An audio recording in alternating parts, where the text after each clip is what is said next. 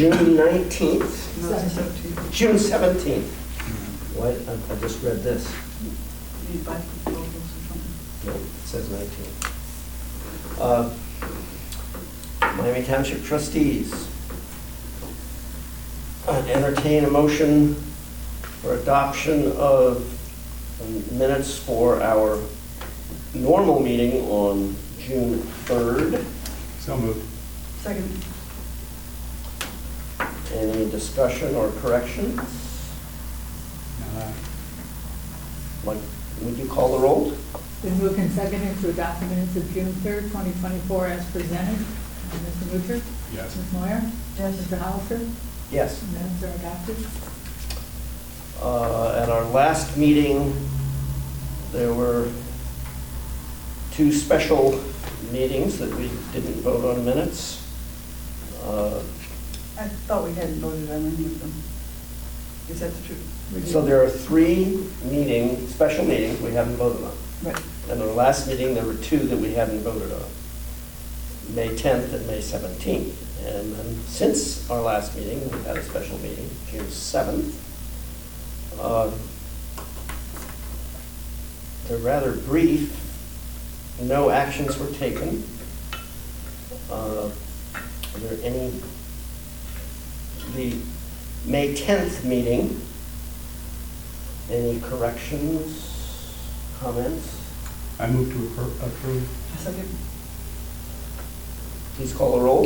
Moved and seconded to adopt the minutes of the special meeting held May 10th, 2024. Mr. Butcher? Yes. Ms. Moyer? Yes. Mr. Hollister? Yes. Motion approved. May 17th meeting. There were no actions taken. I move to approve. Second. Please call the roll. Moved and seconded to adopt the minutes of the special meeting held May 17th, 2024. Mr. Butcher? Yes. Ms. Moyer? Yes. Mr. Hollister? Yes. Motion approved. And since our last meeting, on June 7th, we had a special meeting that, at which there was no action taken. Any comments? I'll move to approve those. Second. Please call the roll. It's been moved and seconded to adopt the minutes of the special meeting held June 7th, 2024. Mr. Butcher? Yes. Ms. Moyer? Yes. Mr. Hollister? Yes. Motion is adopted.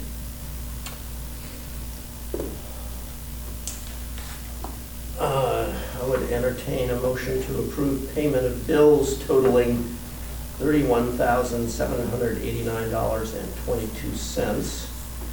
From the general funds, $7,962.95. From cemetery, $2,564.04. From fire, $19,227.22. Road, $2,044.01. Any comments? Any motion? I'll move that we pay them. Second. Didn't know any comments. And now any comments? Denny, that's awfully low. We've been running like a 2 people shift or something. That includes street fair, $19,000? Yeah, we've actually had a number of days that are two, But but I 19. also haven't had a lot of expenditures Oh, that I are got not it. payroll related to. Yeah. But yeah, it's definitely low. I was going to comment on that myself. Pleasantly low. Is that what you were going to say? It is, Sure. it is, except for the stress of the two people. Yeah. Yeah, 100%. Wait, would you say that again? 2 people were off? No, we had a number of shifts where there are only 2, not 3 people. Yeah, I mean, and the irony behind that is we actually had, Peyton and Gavin have both picked up quite a number of shifts too, so. Yeah. Call the roll, please. It's been moved and seconded to approve payment of bills in the amount of $31,789.22 as enumerated. Ms. Moyer? Yes. Ms. Butcher? Yes. Mr. Hollister? Yes. Motion's approved. Anything from correspondence that should go on our agenda. I'd like to know more about the SAM registration, but I don't think that's a hurry. I'll kick that to the next meeting. That's spam. Huh? That is spam. Are you being facetious? No, we get those about every 3 days. Yeah, except for that when I was reading through the slurf, the ARPA things, they talk about how that has to be current in order to operate on that, so. Yeah, I can update you on that. So originally, I had paid a third-party company because the process of actually renewing that SAM agreement is an absolute nightmare and a half. Mhm. Colin had the same experience when he tried to do it. The previous year that Colin did it and renewed it, ended up using a third-party company, which was the same company that I contacted to renew it. Colin swore up and down that he renewed it for 3 years, because you can do it for 1, 2, and 3 years. But it had lapsed. I contacted the company 3 months before it lapsed, paid $500 for them to process it. And then I found out that they haven't processed it, and I've gotten absolutely nothing but runaround from So these guys. it's something we need, but we don't need them to do it for us. We have to have it. We have to have it, so Mhm. when they send it to us and say it's gonna expire, does that mean, that's the third-party company telling us, like, how do we know? That is a third-party company knowing it, but like Chris actually said, I'm not sure if he said spam or scam, Spam, but either applies. but we still have to take action. But we Yeah. usually By do. August. Well, Take and I, action with the legitimate operation that we have been dealing with, Yeah. Mhm. as opposed to these things that just keep coming in. So we do, that is let me try and get this out right. That is public record. So you have, God knows how many companies that will just send you unsolicited okay. stuff for it. So I'm still trying to get the darn thing addressed. It's just been an Yeah. absolute nightmare and a half. So, but our SAM number is, we're not expired for real, okay. But Good. yeah, I will get it taken care of. Thank you. Don, I appreciate your Okay, brief synopsis about the letter you wrote to the Daily News, or the responses you gave to the Daily News. Oh, regarding the update on Kingwood Solar. The latest I've heard is, well, first I'd say, they sent us 8 questions about our opposition to Kingwood Solar Development and associated financial costs, just to let people know what they're and talking about. there will be a story, latest I've heard it will be in this coming Sunday's paper. So they were interviewing all the townships involved, and who knows what else. But more an update, I think, than any great expose, or I don't expect it to be new news, but we'll see.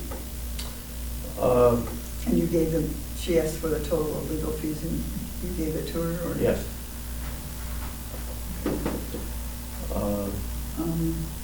Any other items on this list? I see I Lisa just want Abel is on to, there. I just want to say that, you know, Madison Hale, the auditor,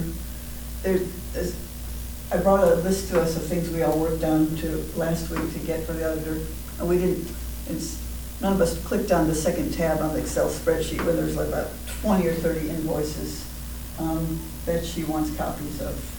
And I know one would think that's the fiscal officer, but she mentioned that she doesn't know where to find them all. So I think if we could all look at that and offer her some assistance. I mean, the auditor's asking us for them too, you know. Well, I'll call her tomorrow. I have time. I can. Well, take a look at the list. Have you looked at that list? Oh, I meant to print it out for you guys. I just figured Margaret would come back and help her with that stuff. I don't think Margaret's coming back. She kept saying she was, so I didn't know there was a change. I can help you Yeah, with plan. it too. I know where all that stuff is. It's not Well, I know Carol where different all on it that, is. so. No, Well, I'll I check in didn't know with, it wasn't gonna get done. I'll check in with Gina tomorrow and see what we need to do.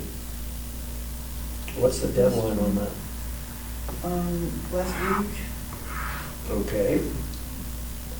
I mean, I don't know if this, because she said, last week she said, how about I come by on Thursday and get all your things? And that was last Thursday. But, you know, it takes as long as it takes, I guess. I don't know if there's a breaking point for them. Okay. And then the Otarma thing, I would like to ask for a discussion about that. I put that under new business. And the slurp thing, I'll change it to the next meeting too. That's related to our SAM thing, ARPA thing.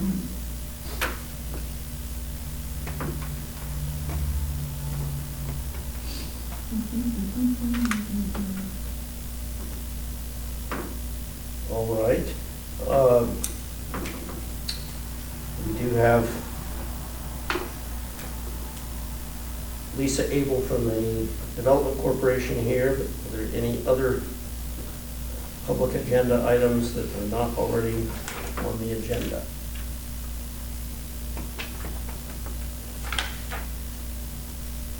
I would like to just say a shout out to Street Fair at some point. You- So We will have some street fair discussion, I can tack it onto there. okay, as part of the fire department report. That would fit.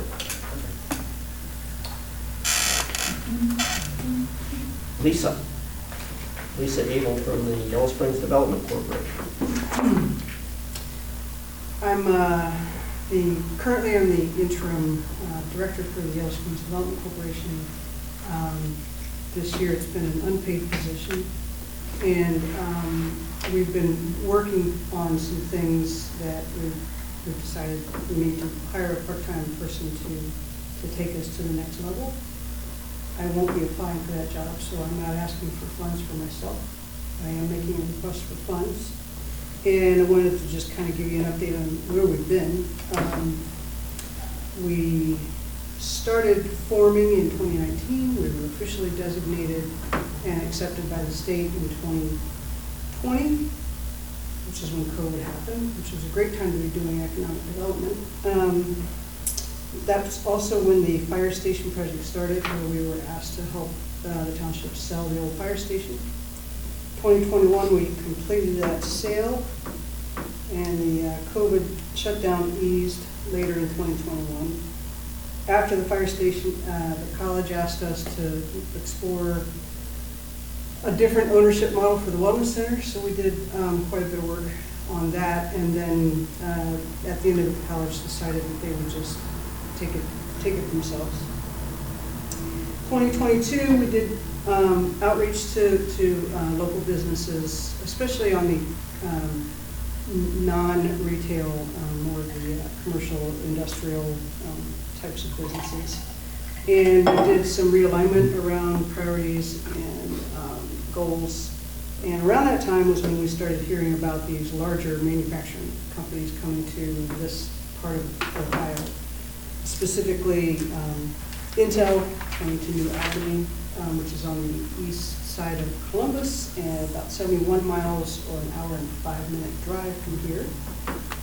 Honda LG battery in Jeffersonville, which is 23 miles, 32 minutes from here. And then just most recently, the Joby Aviation air taxi project in Vandalia, which is 24 miles, 28-minute drive. Did you say the Honda LG's a 32-minute drive from here? Yes. Well, depends on who's driving. Yeah. So at the end of 2022, we realized that the stack up of these large manufacturers coming to Ohio meant that they were going to also bring, or their suppliers, some of the suppliers were going to follow them to Ohio or to the greater region. And those suppliers don't normally just supply one big company, they're supplying others. So they're going to be thinking about where they should locate, where they can service Intel or Honda, but also some of their other customers who may be in Indiana or Kentucky or Michigan. So So we realized that really at the end of 2022, we're entering kind of a once-in-a-generation opportunity for Yellow Springs to actually get a place at the table regionally to let folks know we're open for business. We'd like to bring some of those smaller businesses here. We've seen some inquiries already for like someone who wants 50,000 square feet, they want to be next to a railroad. Yeah, that's not us. But we do have some space. We have 20 acres at the CBE and another 30 acres in our back pocket. Plus we have some pockets of space for small manufacturers around town. So that kind of re-energized YSDC in terms of, okay, we need to get on board with this. And so we took care of a lot of things last year to prepare for this. And this year we've been rolling out marketing materials, a video, a PowerPoint presentation, and a map, an interactive map that can be placed online. They can be placed at the chamber, which is probably where people are going to look for things, or at least a link from the chamber site. They can be packaged up and folks can take them on the road if they want to go talk to suppliers or these other networks. And also the other thing that happened last year was we applied for a solar, community solar exploration project from the Department of Energy, and we received $100,000 towards that. And we also last year took on another project that we're just calling Goldfinch, where a local entity asked us to help with disposal of some of their assets. And as we did a lot of due diligence because we were going to take on a lot more risk than we did with the fire station. So we had a lot more work we needed to do, which included things like title search and estimates and things like that. And then it turns out that I think we were not moving as fast as the folks at Goldfinch wanted us to, because we did want to make sure that this was an investment we could handle. And so they chose to go another route. All of that to say that we've learned a lot from these various projects. And so this year, as we're rolling out these marketing materials, and I'm kind of observing what we need to represent Yellow Springs, Miami Township regionally, is we need a seat at the table. We need someone who willingly goes out and meets people, goes to meets and greets, remembers names and faces, and can kind of, find their way to all of those other sessions, State Development Coalition meetings, or Miami Valley Regional Planning Commission, things like that. Right now, Brian House does a lot of that, but we need someone else following him, because I don't think he'll do that forever. So this seems like a good time for us to find that person. And anyone who knows me knows that's not my personality, that's not my style. Those big meetings at the meet and greets, you'll find me by the snack table. So we need someone else who can do this work, which is why I said I will not be applying for this position. So that's kind of where we're at now. And so we are asking the village and the township to help with an investment toward this position, with the intention that it'll help get us on the map, get us in front of these larger manufacturers, get us in front of their suppliers, and start to attract some of those folks to our town. So that's what we have. That's it. Do you have any questions? What's the budget? The budget is 50 to 60,000, and it depends on the skill set that we attract. And it'll be a 1099 position, because we need to see how this works out before we decide that we're going to pay as payroll and benefits. That is, it's a contract position. Correct.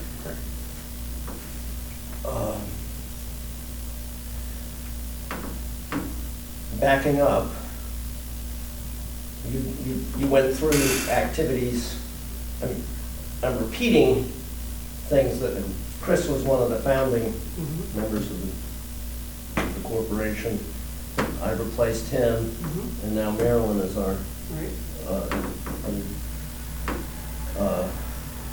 Corey Van Alstel has been in there, I guess she started when I started. That is State House representing us also.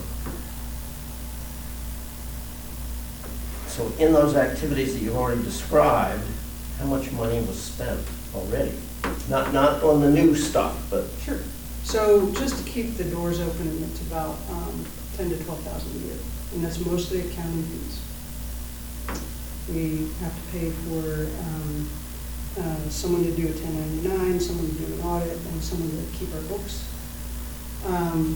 And then when we do these projects, there are fees around legal and more accounting fees. With the Project Goldfinch, there were fees for appraisals and fees for title search. I don't have the number in front of me, Right. but that's, so in a year where we don't have a major project, it may be 10 to 12,000, just about 1,000 a month. In a year where we have something big, it could be 2 to 3 times that much. That's expenditures. That's no salary. We haven't been paying salary out of our own pocket. and what did, I mean, I know the answer to this, but anyway, what did YSDC get from the sale of the firehouse?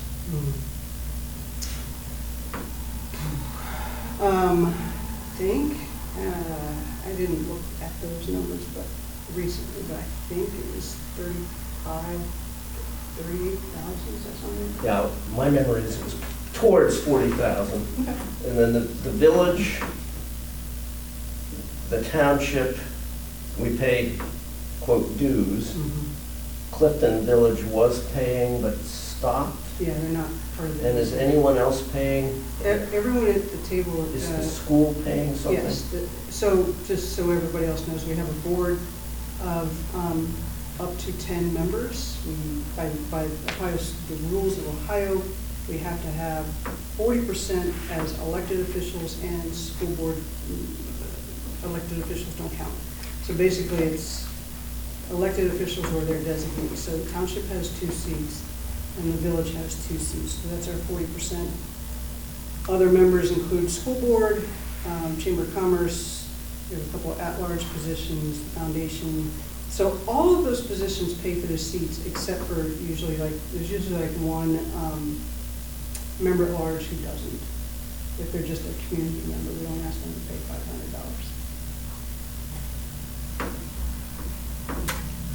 $500.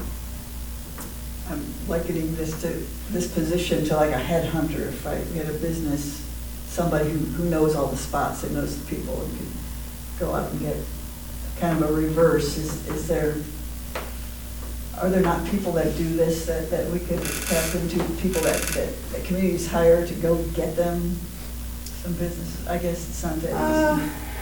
Said you're looking for someone with some skills. Maybe, but the regional community is pretty tight. So it's a lot of those, you go to these meet and greet meetings, and that's where you get the scoop. So it's kind of a trust-based, we know you, we know your friends, we think this might be a good fit. What kind of meet and greet meeting? I'm talking about like Dayton Development Coalition meetings, Yeah. or regional planning, or How do you those types get of. into the people, the spin-off businesses, the supplier businesses? So we get inquiries, also Greene County Department of Development, and we get inquiries, but there's no filtering. So again, like Yeah. 50,000 square foot. Yeah. So it's really about, so the contract position could be maybe a headhunter type of person. I hadn't considered that, but the executive committee can think about that. But it's really just helping to identify the fit for us, fit for the business. And I should mention, there's already a new, new to us, clean room services business that's moved into Millworks. So Intel could be a potential, they don't tell us who their customers are, but that kind of a sweet spot. What kind of business? Clean room services. Mhm. So, and Intel is going to be like 90% clean rooms. What's clean? it's a special room set up so that you don't have any contaminants in your manufacturing process. So it's very HEPA filters and gallons and airflow controls. Okay. Is that public information? Has it already been advertised, or has there been a press release that this business is moving to Millwood? Yeah, I don't know. I need to talk with the millworks owner and find out what. I mean, not that it's secret, but. Right, still. yes. No, I agree. It should be front page news, right? Well, I've been our representative on this, and I'm new, and I listen to you guys, and I really feel the urgency, like we've talked about economic development for a long time, and the need for a tax base and development to fund our small community. But this seems like a precipitous time when there's a lot happening. And I've heard it been said in the meetings, like, it's now, we're gonna get out there, we're gonna do it now, or it's gonna pass us. There's not gonna be a huge window of Yeah, we have, opportunity. and that's why we're gearing up now. Intel has pushed back a little bit their start date to 2027. Honda's into 2025, 26, but, so Honda's suppliers are already starting to think about where they want to locate. Intel's, they may be holding off a little bit because they won't have any work to do with the plant here for another few years. And then Joby is a scale-up, so right now it's pretty small, but they expect to, gear up, and they haven't given us exact timeline, 5 years to start to gear that up. So again, Joby is an airplane, Air taxis. air taxis. Yeah. So imagine,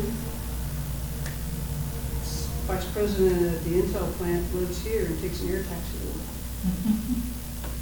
Is that a unmanned air taxi, unpiloted, You don't really know. or uncrewed is what I guess I should I say? think, I'm not sure. I'm not I sure. thought maybe it was. Yeah, I'm not sure. Huh. So, yeah, I mean, Marilyn, to your point, I think it's, what we're asking for is an investment from our partners who benefit from economic development increases, as we add more jobs, as we improve properties. And then the hope is add housing. Well, we are, right, Improve with Fisher, where it and hasn't. then more housing where it fits. Improve Sure. housing. Sure. Yeah, when we did a kind of a dry run of our marketing materials with some regional partners a couple weeks ago, and one of the things that we got as feedback was that probably Yellow Springs is going to be attracting more of the professionals from those facilities and those suppliers, and not so much the line workers. But basically because housing is a little bit more expensive and that kind of thing. So, but those are still folks that bring families, and they bring, if they're moving here and they're commuting to one of these sites, they may also decide someday to start their own thing. And if they're already here, that's how a lot of our industry started here years ago.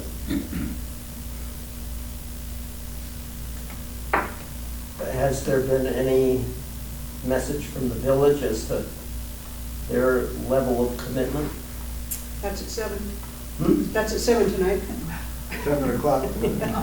What is the ratio of their budget to ours? I don't. I don't even know what your budget is. If you add everything together, let's say we're over 2 million. And if you add everything in the village together, 20 million? That might be a little high, but it's close, it's somewhere in between. And then I guess you could look at it the other way. How much do you bring in revenue-wise from improved properties or businesses or that sort of thing? What would be the potential?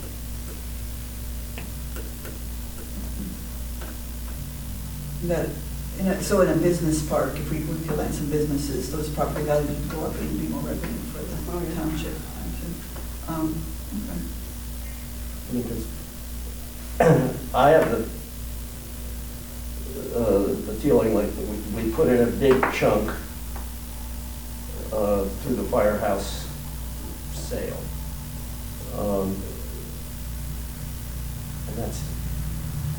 And that's in my mind, but I also think we ought to participate. And So that was also Just fee for what- that what was also fee proportion? for services, right? I mean, Pardon? it wasn't just a giveaway, it was fee for services with the fire station That's- sale. in effect,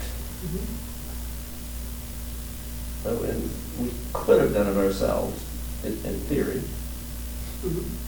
But what we got was, instead of just putting it out there and selling it to someone, I think you achieved your goal of getting a business in there that was a multiplier. I think it's safe to say that. We definitely had, County- we had county a clubs are selection, multiplying. we had a selection process. It wasn't just highest bidder, it was best impact, best fit.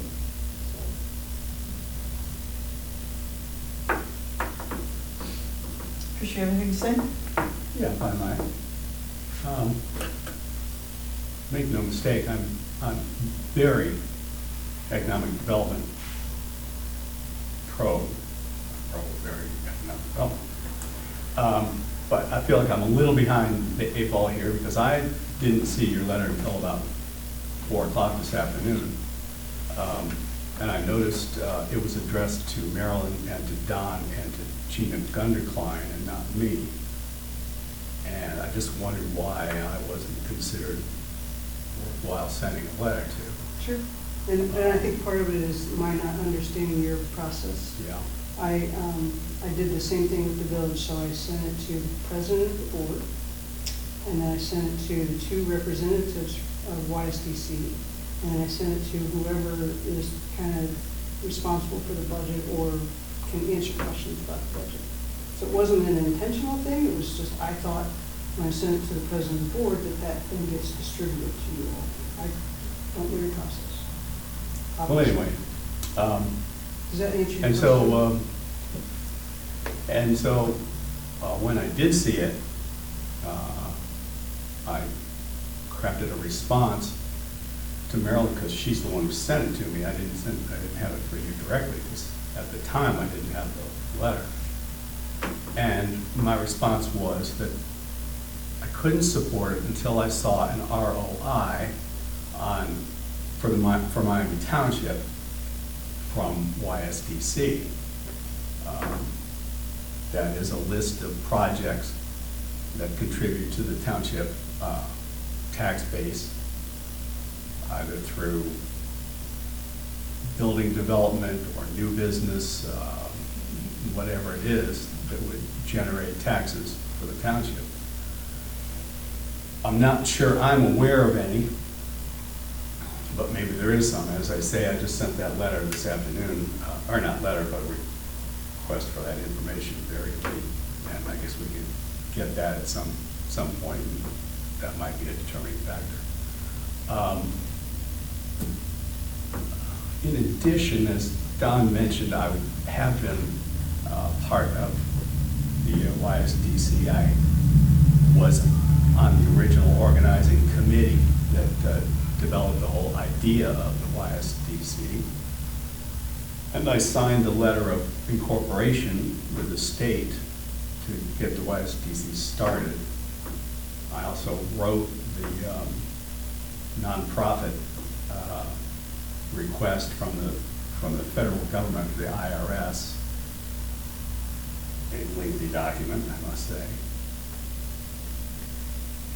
And then spent a year at meetings, and it just seemed like we'd end up being the bank for this organization. I don't know of anyone else, again, I haven't been there, who's put the kind of money into it that we have. Lisa mentioned that we approached the YSDC to try and help us sell the fire station. In actuality, I offered the fire station to YSDC to try and give them some seed money so they could go out and do some projects that would raise some capital, that would raise some taxes for the people who are participating in YSDC. And as Don would say, that was about $35,000 in commissions that we gave. And also, as a result of that sale, the township was forced to pay a survey fee of about $2,500, which is normally provided by the buyer. I'm not sure how we got forced into that, but we did. Keep in mind that we sold the building to YSDC. They were not our agent. We sold it to them in the end of 19, in December, I believe December of 19. It might have been a little bit earlier. So we were forced to pay that survey fee, and then come to find out we were forced to pay half of a radiation mitigation, radon mitigation that we knew nothing about. There was no inspection prior to the sale by the buyer. So it just popped up, and we got a bill for $11,000. Thanks. And then 3 months later, after the sale, we got another bill for approximately $3,000 because the buyer did not change the utilities over to their name. So it just kept accumulating in the township's name, and we ended up having to pay about $3,000 for that, including insurance, which was never switched over to somebody else. It was always covered by us. And so that was another contribution. And then, of course, as Don mentioned, we've been paying dues on a regular basis for a while individuals, and then for a while 2 people.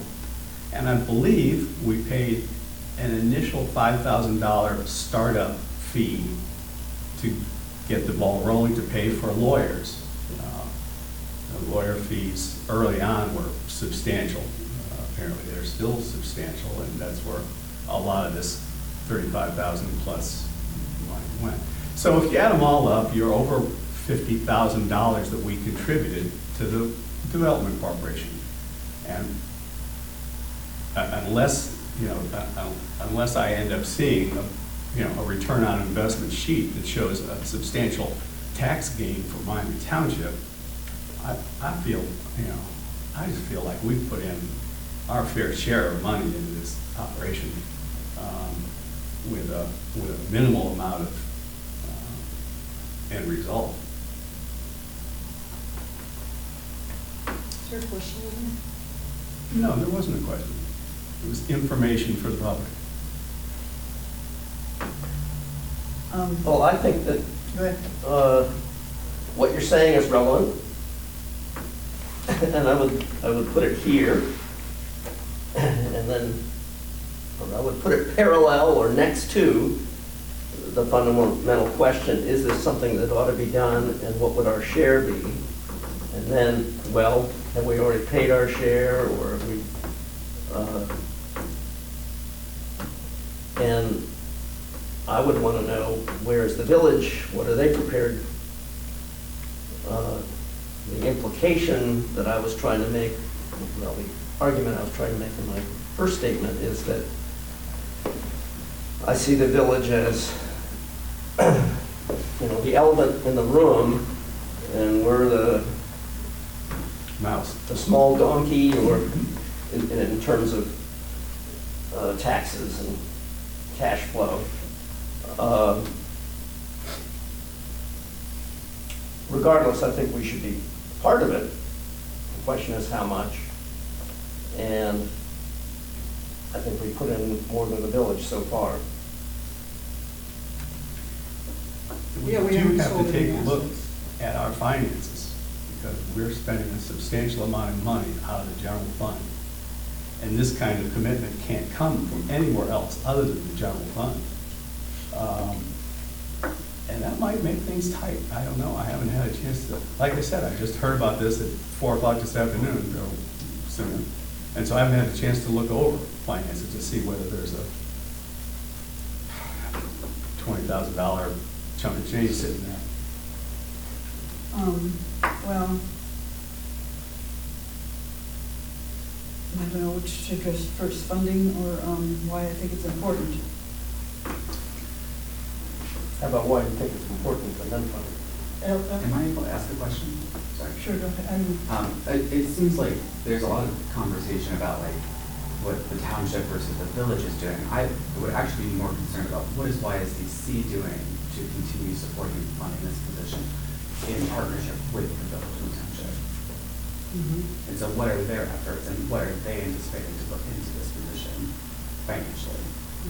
Because I think that also plays a huge factor into how much you guys are willing to put in. You know, if the answer is none, well, why should anybody else, right? But, so, We have access to some of the funds for community solar, if needed. It's supposed to go towards the community solar, but we have access to those funds. So we don't know yet. You know, it's really around, here's the thing. YSDC was designated as an economic agent by the village and the township. And so we are doing work toward economic development in partnership with those two organizations. And I get the sense sometimes when I talk with especially the township that you'd like to back away from the deal. And I think that's a question you all need to really think about. You don't need to be at the table if you don't think it's important to you.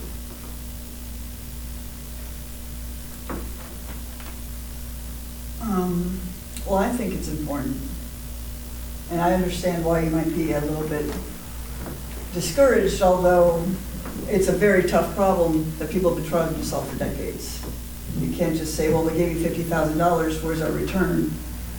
Why didn't you solve the problem yet? This intractable, I think it's intractable over time, but I think there's gonna come a time. There was a time when the millworks wasn't doing as well as it is, and now it's here. There was a time when there wasn't a Cresco with plans for expansion, and now it's here. There was a time when there wasn't a 90-unit housing development. So I know it's hard to think that, oh, we're always on the verge of landing something, and that's, I'm sure, I know you're discouraged. I think one of the ways it relates to us is we're really professionalizing and expanding our fire department. We just doubled the number of professional positions, career track positions we have. Ideally, we'd be putting 4 people on duty, and that's really what we should be doing. And when I sit and worry about this at home, I think, well, you know what? Maybe we're on this verge. Maybe this is the beginning of a housing development, and maybe there will be more, because we need to staff ourselves to be safe for anything that happens. But I don't think we've been matched with volume yet. So if we could get up to speed on our staffing model and have moved to 4 people on duty, we have room to grow. We have room to serve. With that staffing model, we can serve a lot more people. So it's really, I mean, I hate to think it's like Lucy with the football, ready to make us kick it again, but this may be a real opportune time to not give up, you know, a real opportune time to give a boost, even though you've been discouraged. Things are happening around the county and by nearby counties, and I think I would like to invest in this position at this time. And an idea came to me at home today, and that is, on March 21st, 2022, I was out of town, and you guys appropriated ARPA funds, $129,000 worth of ARPA funds to $10,000 to Cincinnati Bell, or not necessarily Cincinnati Bell, but for broadband expansion in the county. They're gonna finally take broadband to the county. They're asking each of the townships to kick in $10,000. So you allocated $10,000 for that, and the remainder of it you allocated to the fire and EMS payroll. And I found out about this a couple months later, but I'm on board now. I see that would be a good use of those funds. About $1,000 has accrued in interest since then. But what else has happened since then is Cincinnati Bell said, nah, never mind, townships don't have to pay. So right now, we have $10,000 allocated to broadband contractors. They don't want the money anymore. And we're gonna have to eventually amend that resolution. The time is coming where we have to have the ARPA money allocated. And unless we're gonna beg Cincinnati Bell to take the money from us, we'll have to amend that document. And I'm just thinking there's $10,000 right there that's already been set aside that we don't need anymore. You know, I don't think we can do 20. We could add another 5 to that out of there and go 15. So I would support doing that. Then we don't. And I agree with you. The general fund. When we did the budget, what month is this? When we did the budget for March, the general fund was cause for alarm, and we've all been looking at the fire fund, but that's another topic. But we've also sprung for, you know, organizational assessments, which we may be saving money on now, and a whole lot of money on opposing solar. So I guess I would go ahead and make a motion that we use the money that we were going to pledge to broadband in the county and take a shot and step up to the moment and not get full, and trust again that this is a time to move forward. So the motion would be to reappropriate or switch appropriation. How about if we just make a motion to support them to the tune of $10,000 and then make that part separate, not tonight. But unless you want to be part of the motion, that the original ARPA money that we were going to give for broadband, we give to the YSDC.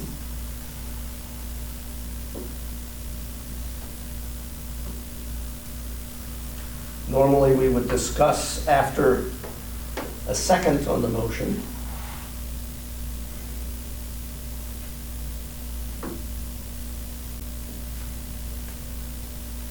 And I don't hear a second.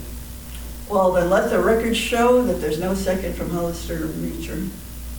I would like to add a point of clarification after we get done with the procedural business.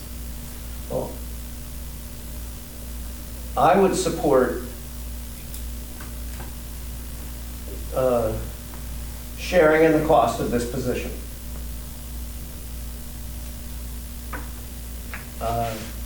But I would do it as a proportional, basically less. That is, I think,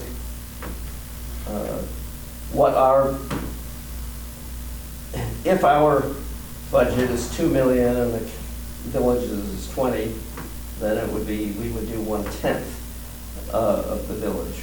But I don't really want to get in right now to arguing without the data as to how many thousand. I mean, I think it's a good idea. YSDC should have a contract executive and that we share in the cost. The question is, how much? And I'd like to hear what happens at the village meeting.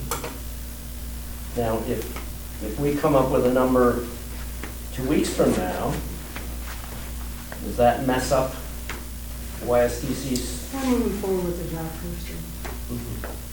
And I'd like you all to really think about it. I'm sorry, what? I said we're moving forward with the job posting, and I'd like you all to really think about the township's role around the corporation. I think that conversation is long past. And we had this conversation with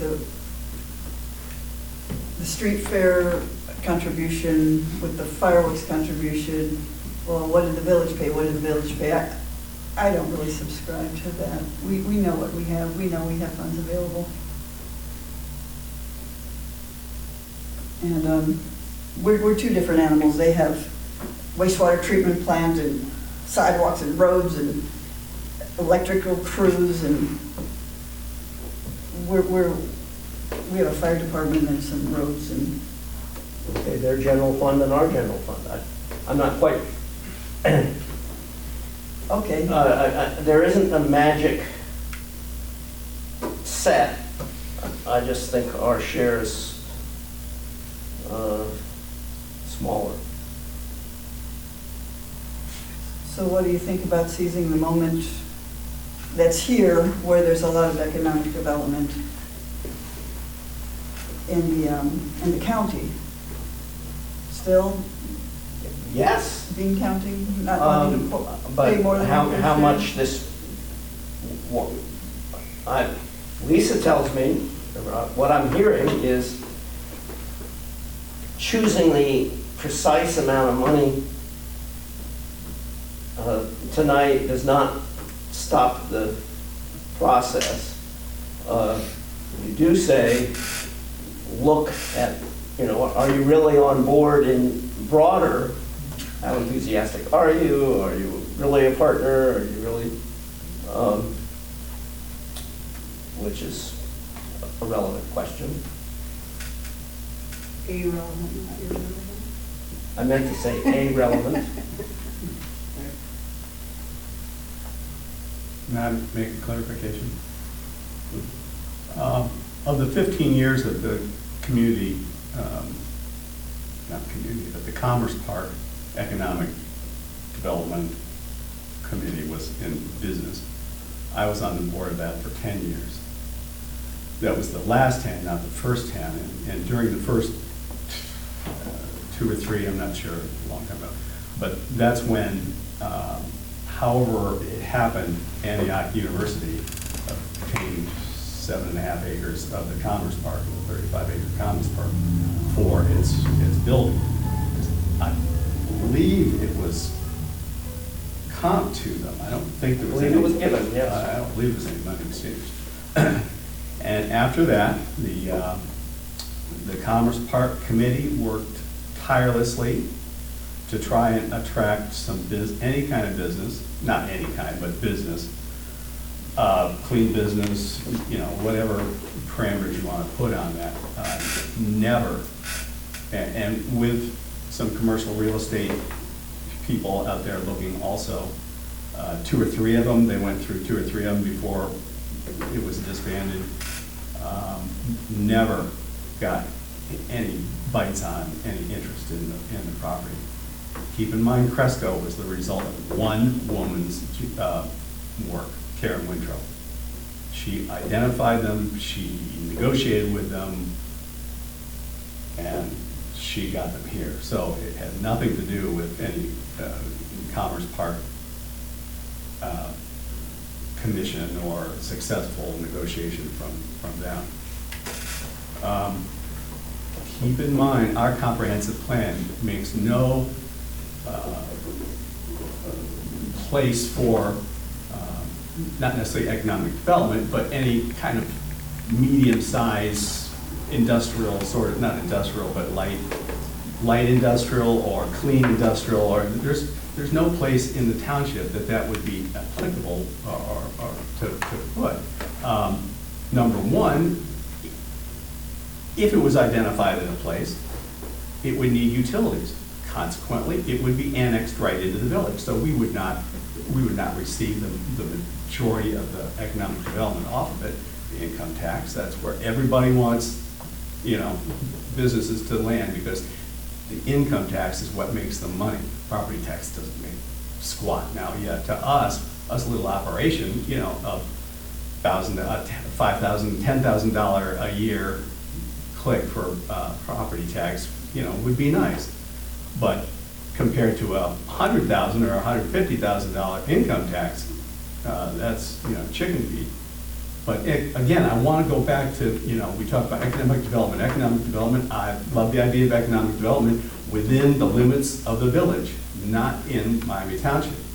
I don't want someplace outside of Clifton to be developed, the land to be developed to put a little baby battery making plant or, whatever there might be. I've sat on regional planning for 25 years. And yes, this project is coming in New Albany and Jeffersonville and different places like that. The furthest reach I've seen of any potential development is Jamestown. There's been no discussion of people who have reached out to further western townships or villages or cities for any of this economic development from the New Albany, type of South Plus Honda. So I'm just not convinced that there's going to be a massive influx of business into Yellow Springs and Miami Township. Half the problem is we're not near an interstate, Well, you And said, being 5 miles away from them is not great. you said that the Karen Winthrop, the executive director of the chamber, give her credit for bringing Cresco. Mhm. So I say, well, does this mean maybe we're hiring somebody is hiring another Karen Winthrop who could do good stuff? Maybe not from Intel, but the regional world. We have the director of the chamber right here. Are you getting a lot of inquiries about putting in businesses in Village Yellow Springs?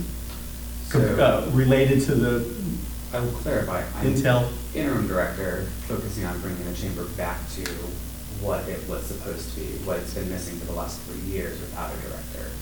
We don't have an executive director at the moment that is paid. So the chamber's primary responsibility right now is reinvesting in the members that we have before we continue to reach out and grow. Has your answering system had any calls for information about places to locate in Yellow Springs? That I don't know the answer to. The majority of questions we get are tourist-based. The chamber has acted more as a DMO than it has a Chamber of Commerce. Certainly understand that. So the majority of the questions we get are tourist-based. What's a DMO? Destination management organization. So they would be like the Visitors Bureau. So that, like, the CBB is a DMO. Their main objective is to bring people into the communities, into the area, to increase tourism and travel. And I work closely with Karen, and I don't recall anything that came before Cresco or came after Cresco when she was doing her work. I think what you've said is a good argument for somebody paying for someone in this role. And I think your point that our plan, our zoning outside of the village does not welcome this, and that we wouldn't get, there'd be some change in our tax income, but not dramatic.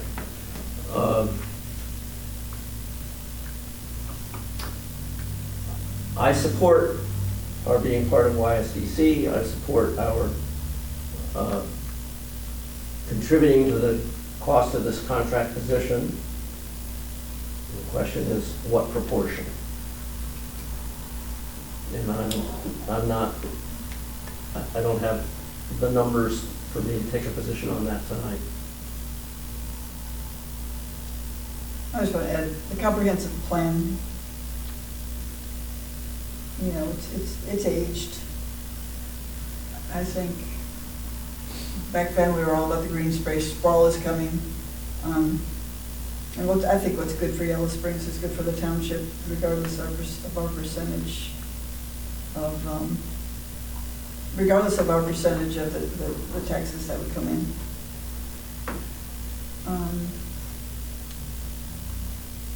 That's all I have to say. Yeah.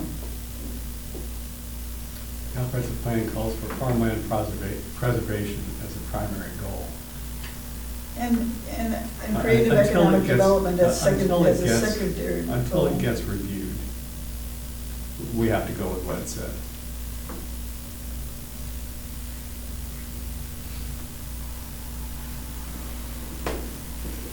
So, Mr. Chair, where are we? What do you want to do?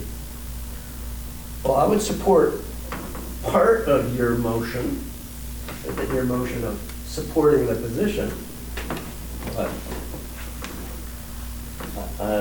not having a number in there may not help Lisa that much.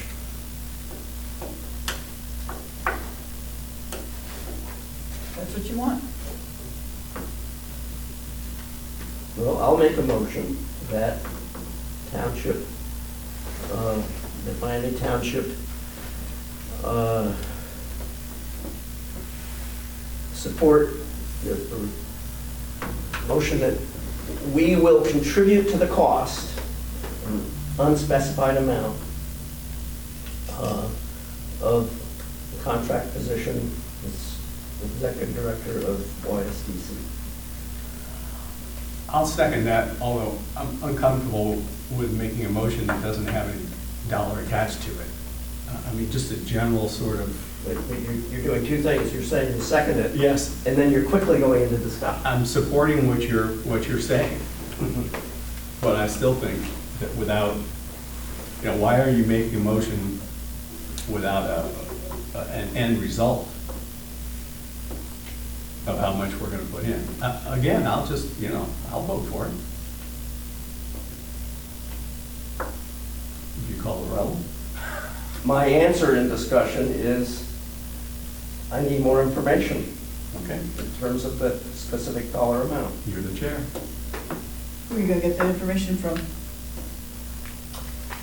I might just go look up the village budget. I'll find out what happens at tonight's meeting in the village meeting, and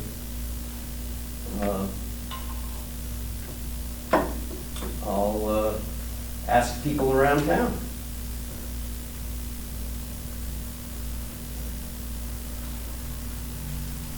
Do you have any other? Motion has been made and seconded. What words do you have for the motion?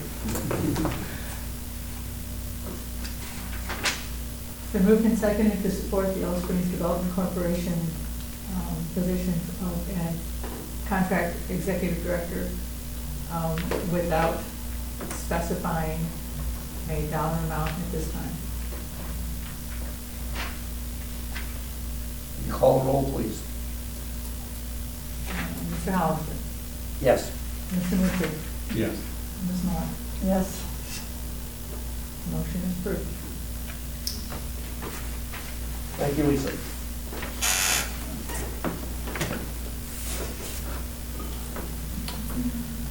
Fire department report. Okay, we had 33 EMS calls, 12 fire. Of the EMS calls, 7 of those were related to street fair, most of which were in the afternoon, all within about an hour and a half of each other. So it got a little crazy there for a little bit. Mutual aid, we had no requested fire or EMS calls. We did receive 11 EMS calls, of which primarily those were from Cedarville Township, but a couple from Xenia Township. 3 of those were street fair related, and then 8 of those were second calls. So that means, with respect to the 8, this is the typical thing that our back-to-back call volume goes up, in the summer. So those require calling mutual aid for those. This is just an example of what Marilyn was talking about. If we had 4 people on duty, then we would cover that stuff. But That is, when you said summer, that's because Cedarville doesn't have as many. no, summer meaning our call volume goes up because of the number of visitors we have. Oh, okay. Yeah. Didn't have anything as far as fire goes. Couple of event things going on with YS Pride, just a few inspection things as it relates to like some tents and some of that. They do have the parade. I currently only have 2 people on duty for that, which will mean that we would not be participating in the parade. which does not exactly please me to not participate in the parade. So I'm gonna see if I can get a couple of people at least so we can get the engine in the parade. Was at the chamber board meeting last week. Not really a whole lot to report there. I will definitely echo though what Alex is saying. It's very clear to me that the board is really trying very hard to kind of get themselves back on track and do what they really should be doing. So that's actually really exciting actually to see sort of as an outside person looking at that. Engine 81 is back. It had a boatload of work done on it. It does still need rear brakes, which will be put on in a couple of weeks yet, but that'll be done here in the house. Let's see. That's our newest engine? No, that's the oldest one. The brush truck is now down in Springboro. The pump stuff and that finally came in because I was starting to panic because I gotta have that for fireworks. So I was really starting to panic. But I don't have an ETA on that yet. I didn't get the opportunity today to fire off an email to see how long they thought it would take. But I'm figuring it's probably 16 to 24 hours of work to get that up to speed. But that's all they're doing is the pump work. So, gave you some numbers with respect to street fare. And, all in all, we had such great weather that, 7 calls sounds like a lot, but the reality is it wasn't 20 like we've had in the past. So happily we'll take that. Did you get any estimate on attendance? No, it was a heck of a lot. We're roughly estimating between 30 and 35,000. Oh, yeah. It was It's crowded. Yeah, I saw that, and it doesn't seem to be the busiest, and I've heard 20,000 as a aerial count a few years ago. Yeah, so on average, the June one is about 22 to 23,000, and the October is between 24 and 25. The conversations we've had with Chief Burge is this was definitely more attended. Oh, It yeah. seemed to be more attended. The area, did we increase in area? So- It seemed like So yeah, we blocked off all of Walnut Street, which was not the case before. So that allowed, like going up towards behind Tom's and such, allowed all of that area and space for people to travel. We expanded the beer garden area as well, so it made that whole section of the stage, opened that up a little more, made it seem less crowded. There were, I actually spoke with Karen Rinter, Ryan spoke with Karen Rinter the other day, and we were very close to the record beer sales in the beer garden, which was fantastic to hear. Well, that's good for local business, because a lot of it is Yellow Spring Brewing. Right. Well, it's good for the Did you chamber. give her gold stars out for that? Well, but I did my part. More That drunks day. per. but it shows that there were more people there to spend money, which is always a Well, fantastic and look thing. at how fast and how many booths were sold. Were there Yeah. only three or four that weren't sold? We had a total of 8 that were not sold, and Out of how many?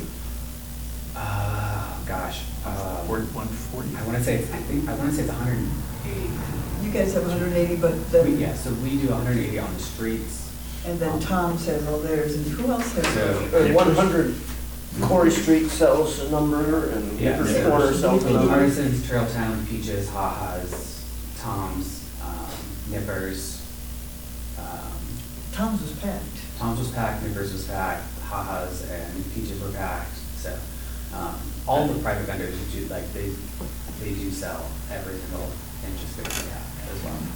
So we estimate about 250 to 260 vendors, including all the private lot vendors. We also have, so Chief Burge is working on that count right now, but we also reached out to Greene County because they have this Placer AI program that will use cell phone signal or the cell phone towers to triangulate the number of people within a certain perimeter. It usually they say it usually takes about a week or so for that information to come back. So as soon as they get it, we'll have that. Well, maybe it was that much more. So it definitely felt like it. Well, when we finished our street fair meeting, our pre-street fair meeting, and I left the hotel, I couldn't believe, and that was actually before 9 o'clock. Yeah. And I couldn't believe how much foot traffic there already was. So that was, I think I was probably on the street by about 8:50. So it's kind of surprising. Definitely getting, and it's getting, also the other thing is, when losing Karen and all of her experience in really in planning that event and everything, and these guys have hit the ground running, and, this one was, it's firing on all cylinders. It definitely is. That's terrific. Well, they were setting up in front of Mills Lawn on Walnut Street. It was like 5:30, Yeah. 5:15. It was, they were, Oh, yeah. they were cranking it out. They're serious. There's no doubt about it. Well, and it's funny when I talk to other fire chiefs, and they're like, they talk about, the vendor business they have, particularly from the food trucks and everything, and then I mentioned what we experience, and I'm like, we do a lot more than bigger communities, and it's obviously just a draw to come here, so. I did have, we had a fairly significant gas leak on the 12th that was part of the Fisher development. Crews were out there for about 3+ hours, basically standing by with the gas company. I'm not sure how big the line was, but it was struck by somebody who was digging. My understanding is that the line was not properly marked, which has been a little bit of an issue out there in that development for whatever reason. But yeah, we displaced, I think it was 4 homes for that period of time. A couple of people were very unhappy about that. And like, well, when you have natural gas blowing 25 feet up in the air, it's kind of an explosive problem that none of us want to deal with. Did that have an automatic shut-off on that line? Or? It did, no. No. Yeah, a lot of those really don't have. And the trouble is that even though Centerpoint got people out there relatively quickly, they have to do some things to repair the pipe and patch it, and then they have to wait about a 30 to 40 minute period of time once that patch is done before they can actually charge the line again to make sure it's not leaking. So it's not just a 10-minute patch and you're golden again. Yeah. It's pretty involved. I will have to say that we have placed, we probably use the cemetery services and bury our washer that's used for our station linen.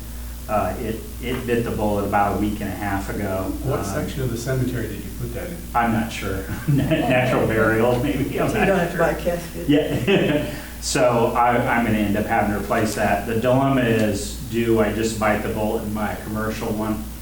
I've got some estimates for they're $3,000 per unit, as opposed to roughly $1,000.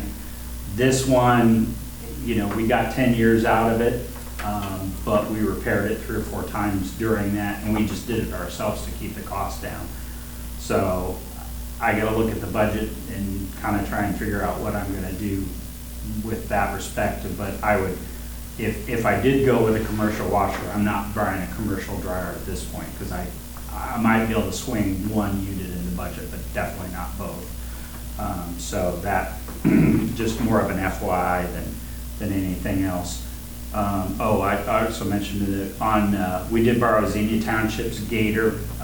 We've also borrowed Springfield Township's gator for the street fair, because it's just more and more of an issue for us, even with the bike team, in terms of accessibility and some of that. Excuse me, what's a gator? It's like an extended golf cart. So you can do things like actually put a patient on a cot on there and remove them and be able to do that. So they're about $15,000. It's been something that Colin and I have been in the back of our mind that needs to be a purchase, but We would it's only normally use that at crowd events. Yeah. Well, we would use it for other things, but definitely crowd events would be the key thing. Oh, you guys, I'm not sure if I've told every one of you, but, you know, we've gone through a lot of scheduling model changes, adding, you know, the full-time positions and that. Our biggest dilemma is how to deal with Kelly days. So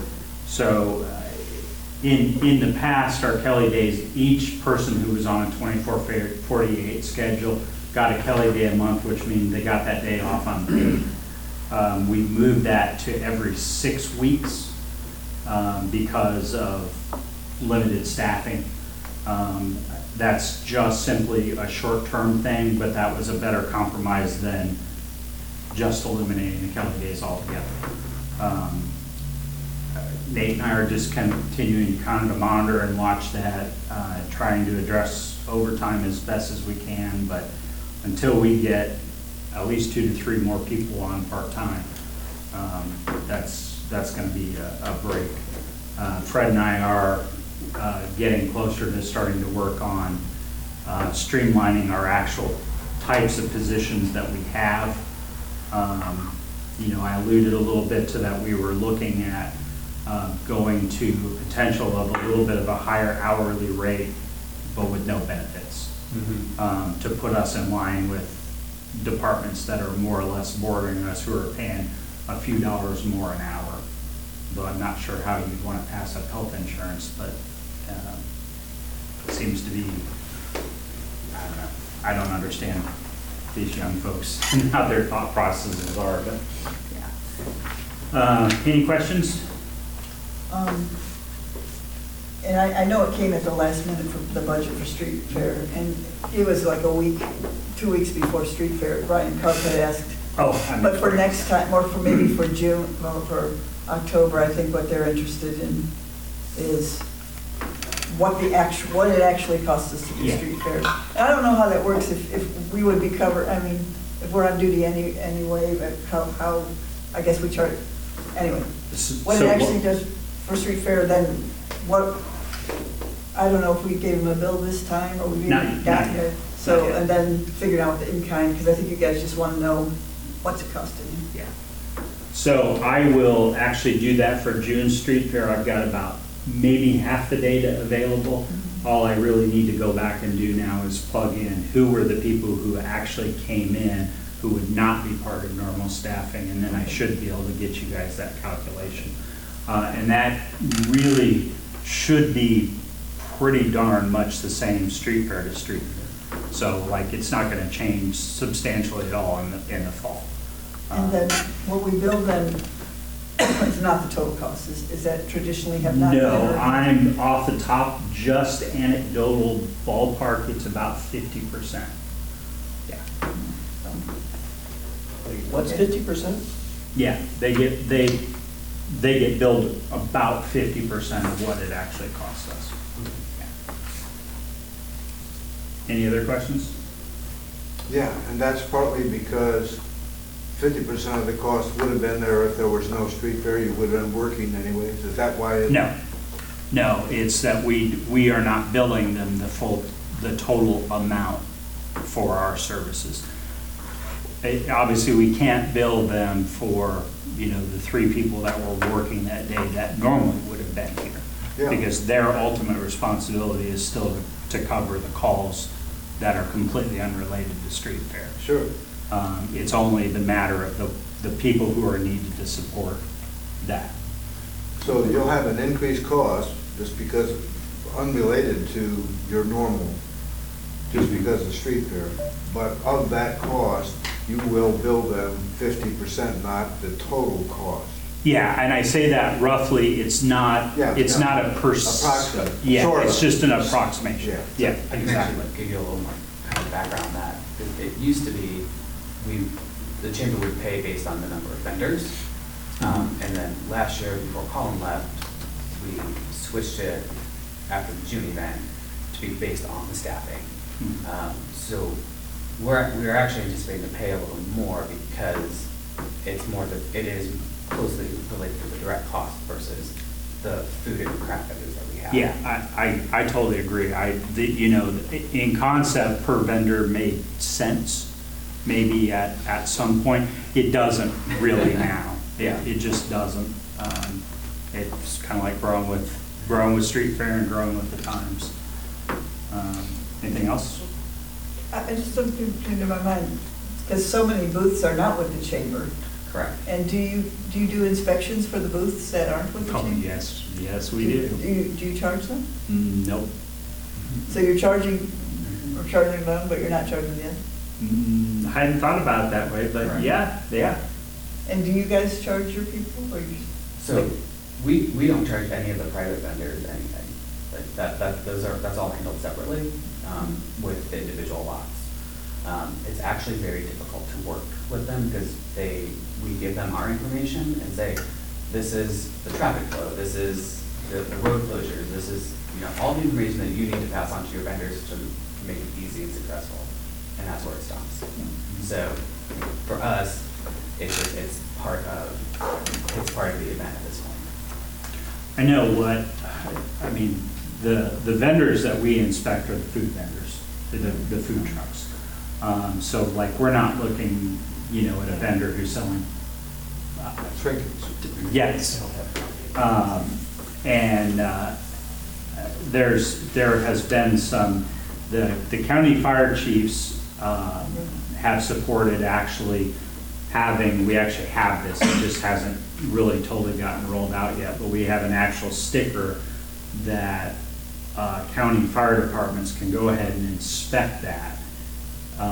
We'll put that sticker on their trailer that covers them for 1 year, so if they go to another thing in Greene County, they're essentially covered for not having to have a complete inspection. Where right now, all of us are doing complete inspections on every truck all the time. And the fire chiefs were like, we don't necessarily need to do this. We always work together, let's work together on it. And so that's been really fair-born in us. A couple of other agencies participated a little bit, but just trying to get that ball rolling. This is the first year we've done it. It wasn't super successful, but it'll improve in, as years coming. So that could be a case of some of those other food vendors that might be, say, on Nipper's Lot or something like that, aren't really going to impact us significantly in the future. Fingers crossed. That's the goal anyway. I do have 2 resolutions. You have copies? No, but I know of them. So the first resolution, Mark Murphy had dropped down from part-time back to volunteer status, and he knows we are pretty desperate for needing him in a part-time capacity, so his work schedule is a little bit more friendly in terms of his full-time job at the base. So the resolution I have, thanks Don, I hate reading these. Do you want to read them? Hey, that worked. What would the resolution number be? My notes show it should be 24. So Resolution 2024-24, emergency hiring of MTFR part-time employee. Whereas the continuing need exists to maintain proper staffing within the fire rescue department, and whereas Mark Murphy has acquired and demonstrated all the necessary qualifications to serve in the capacity of part-time firefighter EMT for the fire rescue department, and whereas Chief Powell has recommended the appointment of this candidate, and whereas funds are available for this purpose within the fire department's operating budget. Now, therefore, be it resolved that Mark Murphy shall be appointed to the position of part-time firefighter EMT within the fire rescue department effective June 17, 2024. Do I hear a motion? I so moved. Second. Been moved and seconded. Been moved and seconded to adopt resolution 2024-24, emergency hiring of MTFR part-time employee Mark Murphy as spelled out. Mr. Mutcher? Yes. Ms. Moyer? Yes. Mr. Hollister? Yes. The resolution is adopted. The second motion is to put Peyton Cooper into the third, I misspelled Peyton. Is to put Peyton Cooper into full-time 24/48 schedule and into the pension, pending physical, approved physical in that. So that would be resolution 2024-25. Emergency, shall I? What- Yeah, Emergency reclassification. go ahead. Emergency reclassification of MTFR employee, whereas the continuing need exists to maintain proper staffing within the fire rescue department, and whereas vacancies currently exist or will exist within the fire rescue department for the full-time pension position of firefighter EMT, and whereas current part-time employee Peyton Cooper will meet all the necessary qualifications to serve in the capacity of firefighter and EMT, and obtain paramedic and fire safety inspector certifications within 2 years of appointment. Whereas Denny Powell has recommended the appointment of this candidate, and now therefore be it resolved that Peyton Cooper shall be appointed to the full-time position of firefighter EMT effective June 17th, pending approved physical. I'll move for approval. I'll second. I have a question. When do you anticipate the psychological screenings to be started? I have to speak with Fred about that. He had a couple of people that he would recommend. So those, in theory, those could go in with, I mean, honestly, it would be Peyton could potentially be the first person that would fall into that. Honestly, I'm a little inclined to not worry about this with him, just for the simple fact I've known him for 7 years. He's not that crazy, you know. But going forward, anybody moving forward from there would definitely be done. And your intention is to, obviously, your intention is to establish that? Yes, Okay. absolutely. I fully support that. I wondered, how did that come about? Did we decide, or is that something at the chief level decision? Or? That probably was a chief level decision between he and Fred. It was You know, it has to do with department business and I heard about it, but I'm So most of the departments are doing that for full-time And I've heard appointment. Fred's justification. Yeah, his justifications are very solid. The next question would be, would we do that for volunteers? Would we do that for part-time versus full-time? You know, I'm a little, personally, the way I'm leaning is part-time and full-time, not volunteer, because it's about $500 a person to do, so it's definitely not a free And one way to cost. look at it, if you get a career position, we want to make sure you're solid. Yes. A part-timer is easier to, if things aren't working, I mean, Yes. things aren't working out. to- Yes, exactly. If the town, I won't say this. It's going to make a snarky comment about, what about the president? You mean chair of the trustees? No, I know that. Chair, I'm sorry. Of the United States.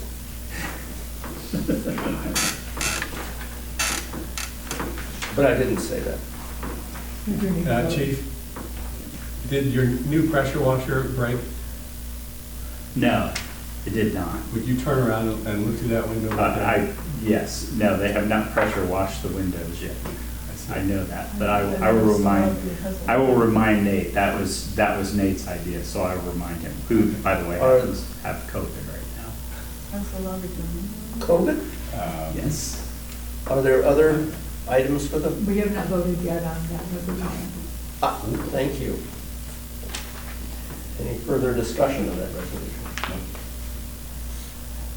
Please call the roll. It's been moved and seconded to adopt resolution 2024-25, emergency reclassification of employee Peyton Cooper as specified.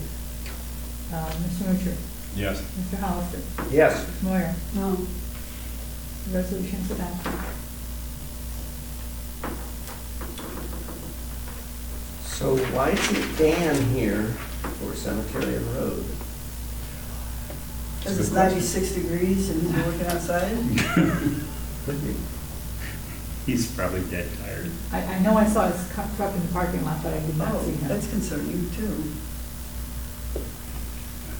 I'm gonna go out and check, I see if he's in his heard from truck. him by text today, but, and I know he was. Somebody at work. check him right now? Yeah, they're gonna go get it. Yeah, we're gonna check.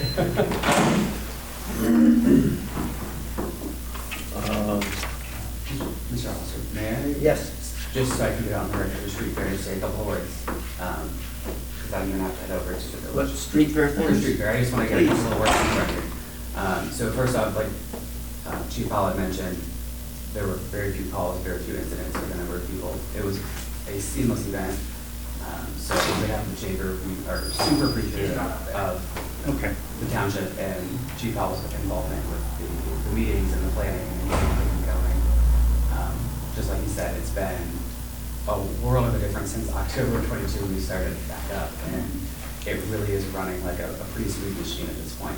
And that's all in part to having the township there and having Chief Powell's people on site. We couldn't have done it without everybody, so we appreciate it. It helps. No, you probably couldn't. It also helps because we have somebody, I think, in common that we're all scared of.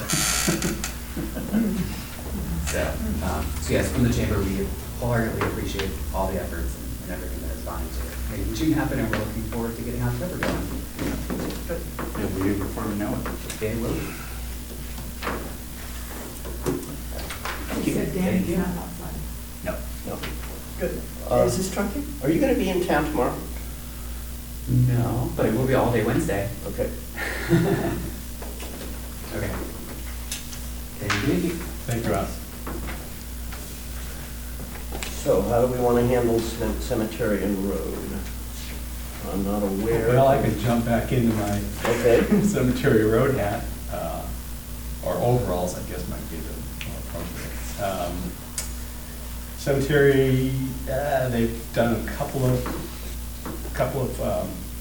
burials in the last 2 weeks. I think maybe 3, I'm not positive.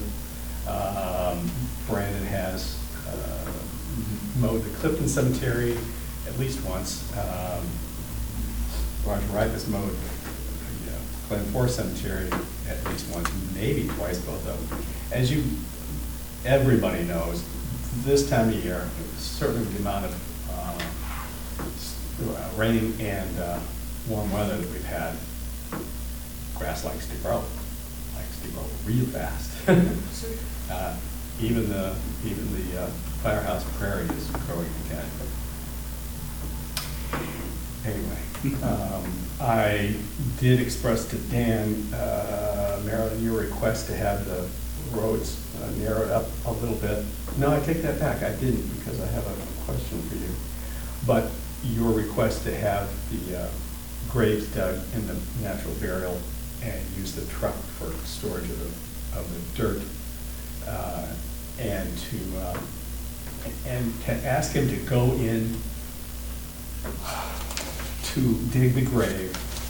Let's say you got the road, to go in, there's the road, and to go in from the road into the grave is to be done, and not come from the other road and go into that section also and dig. And I don't know why they did that. Got into that habit of doing both sides of the road, but I don't like it, and you didn't like it, and they're not gonna do it anymore.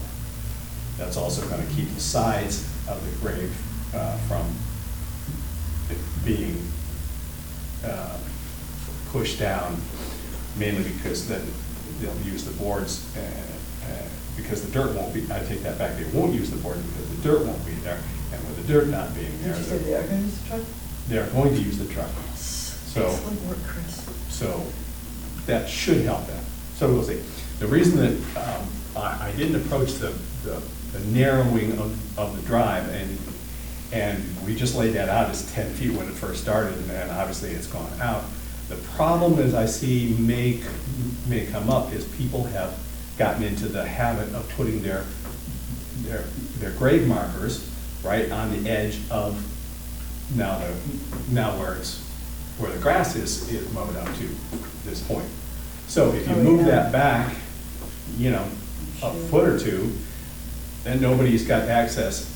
I mean, realistically, if you let the grass grow up, unless they move their stone, again, up to the front, or we move their stones up to the front, I'm not sure we want to go down that road quite yet. So anyway, that was a thought. Okay, and part of this, The stones in the natural prairie area don't have the same kind of foundation that. No, they have no foundation.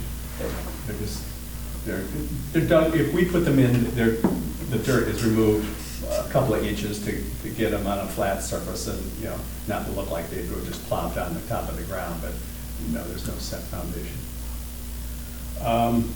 I've been monitoring the new water feature.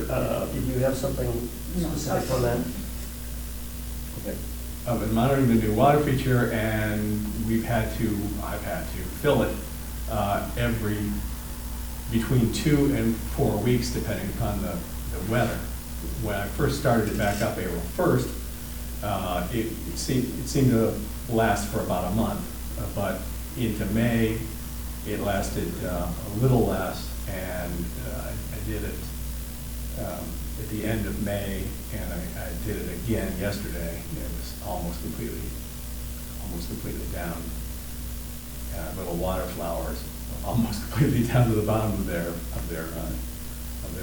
base of their jug, whatever that thing is called, vase.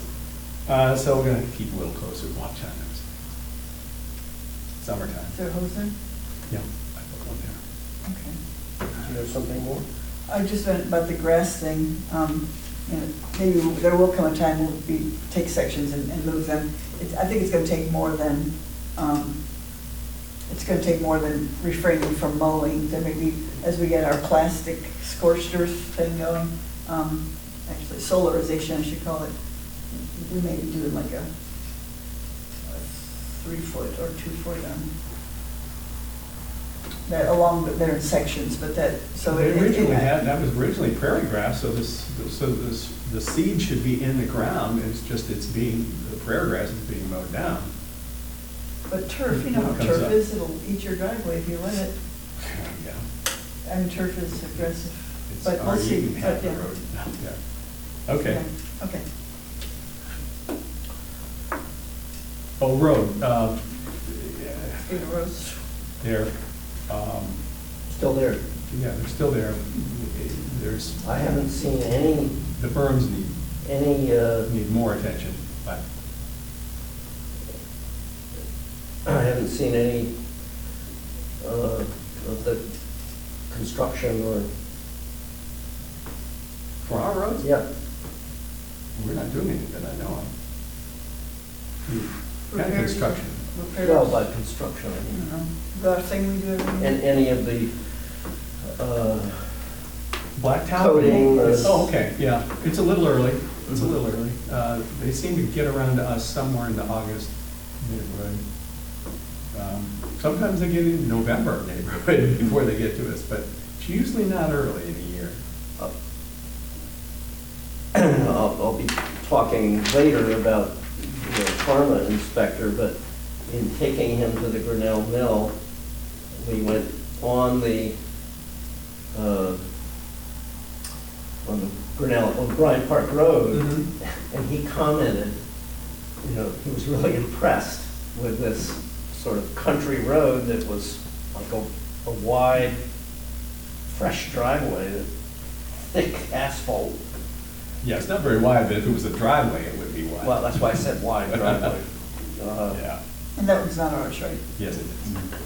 Brian Yeah. Park Road is ours? Yeah, we Did you blacktopped see it at it the- like at the- 3 years ago. At the line where the park, the state Route 370 ends, and then goes past School Forest and down the hill to the mill. I just was impressed. I did want to let you know that because of Dan being off for an extended period of time, you know, it slowed normal work down because there was other things that had to be addressed, but we were not able to get the bases for new tombstones in before Memorial Day, which we always try and get done. Although they didn't get too many requests from monument people to come and put down bases, which there's a whole story behind that. But anyway, all of those bases have been put in as of either last week or the week before. So yeah, that is done. So whenever the monument people get around to bringing the monuments, at least there'll be a place for them to put. But you know, one of the problems was that it takes two people, two strong people, to put this, to mix the cement, to move the frames, to move the cement mixer, to move the bags of cement into the mixer. We do that? Huh? Township? Yeah, we do all that. And because one of our employees is kind of on some limited amount, then we have to get people from, I mean, we have to ask other townships if we could borrow somebody to come and help. And they have been doing that, but it's not quite as easy to put, you know, to put a lot of bases, get 4 or 5 ready to do, because you don't know whether you're gonna have somebody to do it. But they got them all in. They won't put any more in until this fall, later in the fall. And that doesn't have a time of burial, that's like sometime. It's only twice a year. Or twice a year. So- twice a year. Hopefully before Memorial Day, and And then usually in October. the reciprocity, of, you know, they give us time and later we give them time. Mhm. We have that relationship with Bath Township and Cedarville. Yeah, and Anyone else? yeah, Spring Valley will do some things with them. It's not as much as the people who are close, but it is pretty much Bath and Cedarville. Not in the Clark County townships or over by the base. I can't remember that one, but it's usually those two that we get the most help with. Oh, I'm sorry, Xenia also, Xenia Township. Xenia Township, Bath Township, and Cedarville Township, the 3 of them. Fiscal officers report.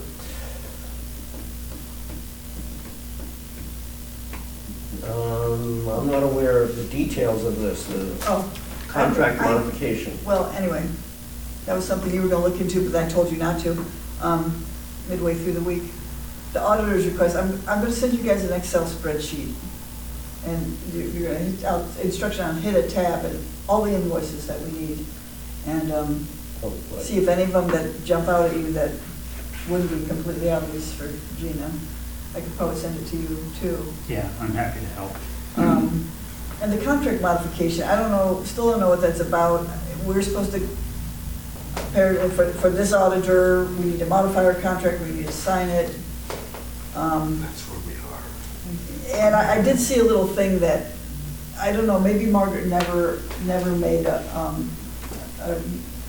an account, maybe, I forgot to ask Jean, you were gonna call the state auditor and said, how do we get into this? But it looks like the fiscal officers can attempt to make a user account, so I'll ask Gina to do that. Thank you. Gina, got it, right. But yeah, it's this auditor stuff needs to get them everything they need. Is this the first year we've had, I've assumed that the auditors in the past have been from the state auditor's office. Primarily, we From have the had senior private, we have had office of private, the state auditor. we've had private auditors before.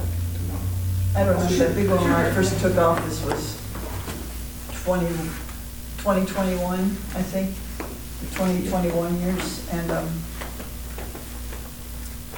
I don't know if that big one we had was private auditors or not.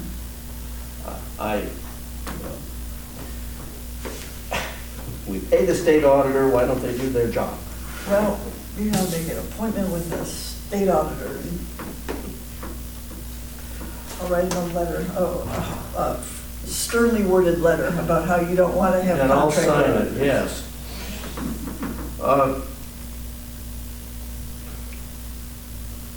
So Anything else for the fiscal? contract modification, we're rolling that over 2 weeks? No, I'm gonna tell Gina, try to make an account, try to make a, create a username for that and see how she, try to create a, you know, a login for that, so we could get in and see why they want to modify our account. Okay. And then pay them whatever they want. Not wanting to sound like an old geezer on this, but Really. I do remember back in the day, we were having audits that were running $4,000 to $6,000 per audit. Mhm. And then one year, after the first 6,000, we had the state do it. It was nothing more than the 4 to 6s, but theirs was 13,750, I believe, so. The state was. Yeah. If what you ask for. Well, I'll make my same argument that they should get that money out of the state budget, but that's not the way it works. Shall we move on to standing committee reports? Yeah, let me do mine first. Okay. Since my first one, MVRPC have no report. Wise Development Corporation, I think we've handled that report. And I'm gonna go with natural burial, we've handled that too. How about that? And I don't know about Green County Township Association, we haven't met since the last. They didn't send me a bill for our part of being host last time, but the meal was very delicious, yet humble, so it looked a little homemade. We might not get a bill. But, we did get an invoice asking if we have not yet paid our bill, our dues to GCTA, we should pay it. And I remember we paid Ohio Township Association. Does that get paid at the same time? No, OTA? totally different. So maybe we didn't. Okay. Now that I'm on a roll of old times, back in the day. Did you click When it? Glenn? We could just add that as Yeah, we could. an agenda item each time. Old time Old-timers. discussion. Old timers just. When we used to host the Township Association meetings here, I cooked everything for the meals. We hosted every single one here, or no? Yeah, just- well, not At the every single old- one, when it was What our is our turn? turn. You cooked At them? the old. At the old firehouse, yeah. Mhm. I cooked everything, yeah. Huh. Did you charge? And I set it up and I started the whole thing. Did I charge? Oh, hell yes. Did they still have the hosts? What I mean is, there's 4 of us were the hosts for the last one. Did you have co-hosts? They didn't used to do that. So who It did was you- always just, Who did you charge for the? Oh, the us. no, I didn't charge. Well, yeah, I charged us. Yeah, okay. Would you grill or? I don't think so. Out of order.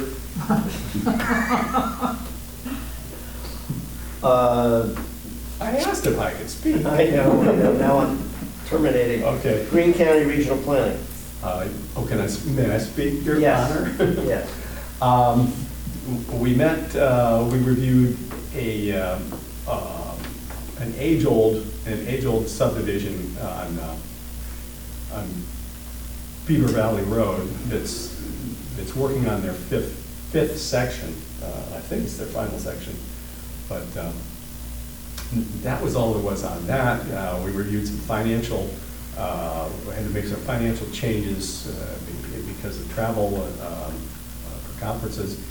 And we had to, I love this, we had to vote on a interim or whatever it's called, 2% cost of living raise for the employees. Because the county did it. I don't know why the county did it, but we had to cough up the 2% also for our 3 employees in the middle of, nowhere, so. In the middle of the year? Don't tell Benny that. Denny's still in the room. The Clifton Union Cemetery Board has not met. Those rascals. Spending their windfall. Well, part of, when we do meet, we will talk about I'd spend. contributing to the cost of new mower Oh. You can take that off that agenda. Huh. I was mistaken. The new mower is our old mower, and it's not the one that's used at the cemetery. Okay. So we're So not then- buying a $40,000 one? Yeah, we are, but we're not buying it for Clifton. Okay. So we're not asking. They'll never know. Great. And that's, I thought Thank you. about that. You just say, well, maybe there is money for the YSDC. Maybe they had to hit up the Clifton Union Cemetery. Well, there's non-agricultural business in agricultural zone cemetery. New business. It is a permitted use, though. Okay. Okay. Just Can you like- hand me that Otarma thing? I gave them to you guys. and then- We have a couple different Otarma, that's our, Oh, you want to go first? or me? ours, They're probably related. it's an insurance co-op of townships, Risk management. or not just townships, it's of local government. You can go first. Okay. So when I first got here, I didn't know what Otarma was, and I said, hey, we got this list of things we should be doing, and I said, and everybody said, yeah, we don't ever do those. But the fine print says, these may affect blah, blah, blah, blah, blah, blah, blah. So let me just tell you the things that they found. This is from when we met with them. Development of and implement a disaster recovery plan in case of, terror or cyber or natural disaster, okay? And they gave me lots of resources, and they wrote a paragraph about each. All right,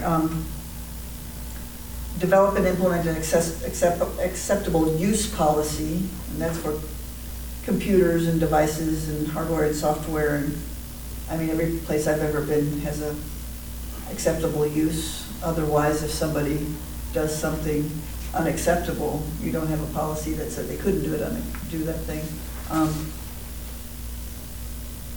Denny was insider trading on a computer in the middle of the day or something.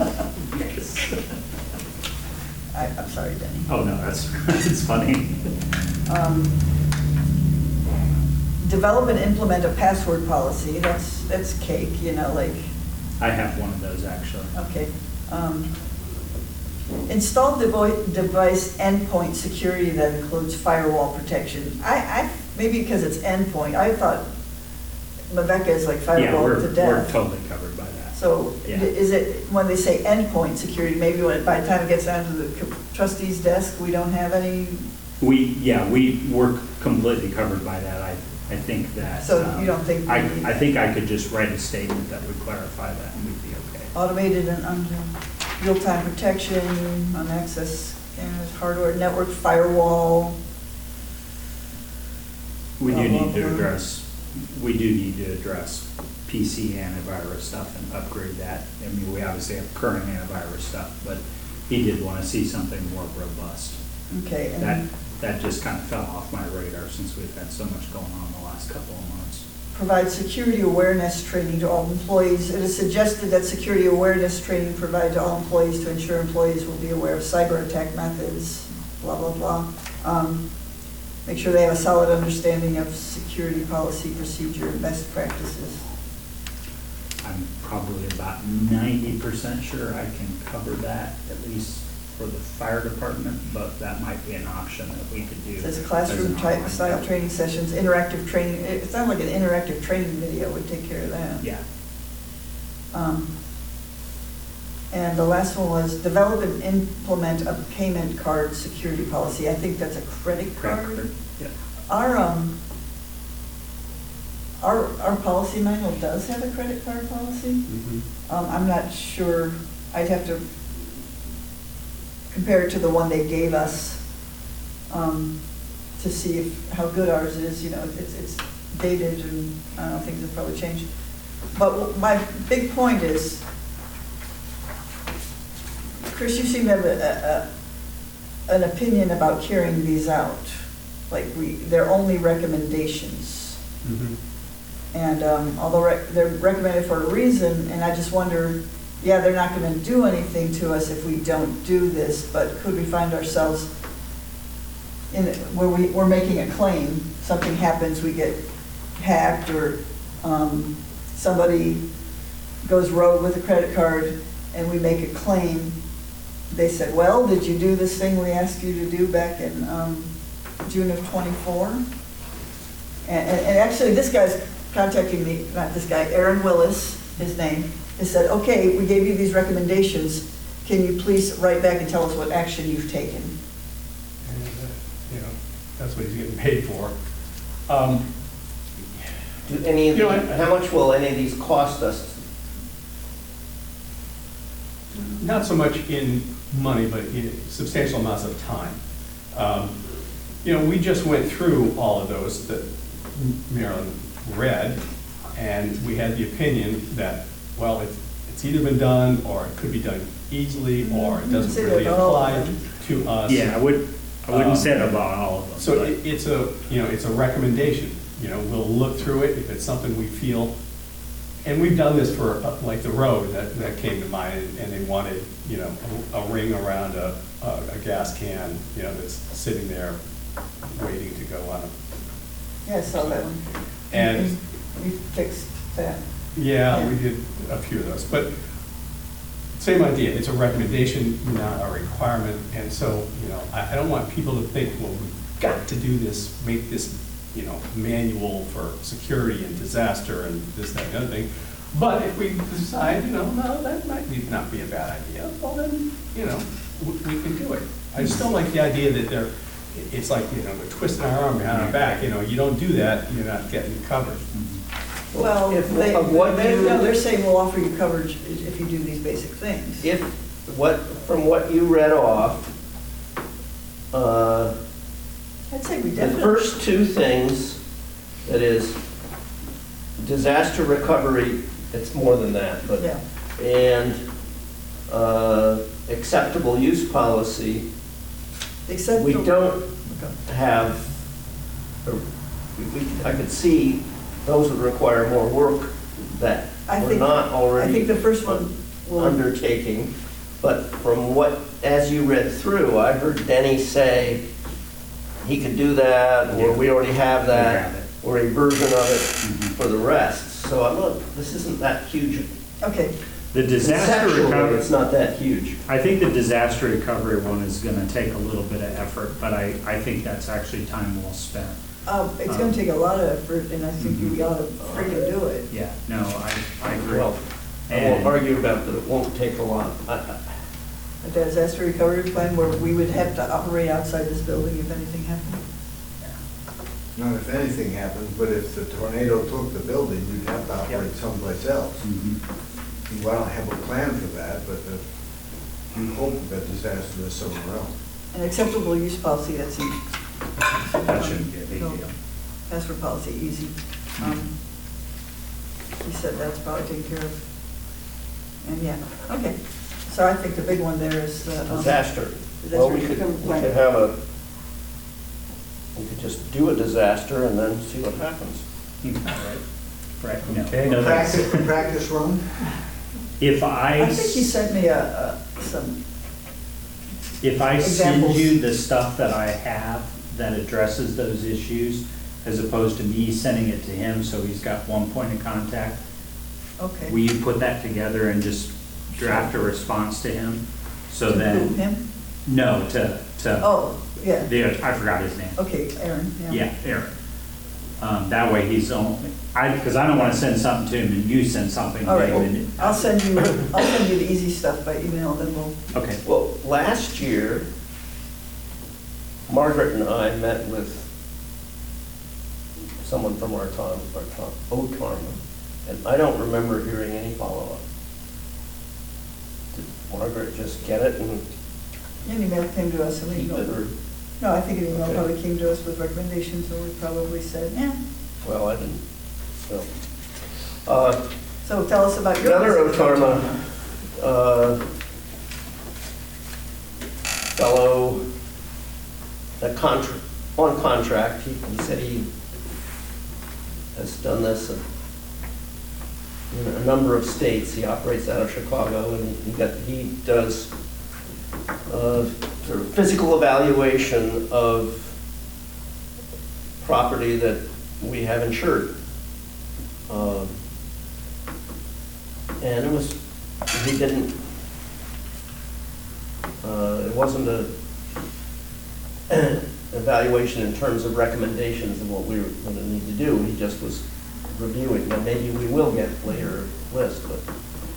So he was fairly pleased with our, what is it? He's Oh, at 5 it just places? it was fun. I watched him, he was being, he had someone in training who was going with him around.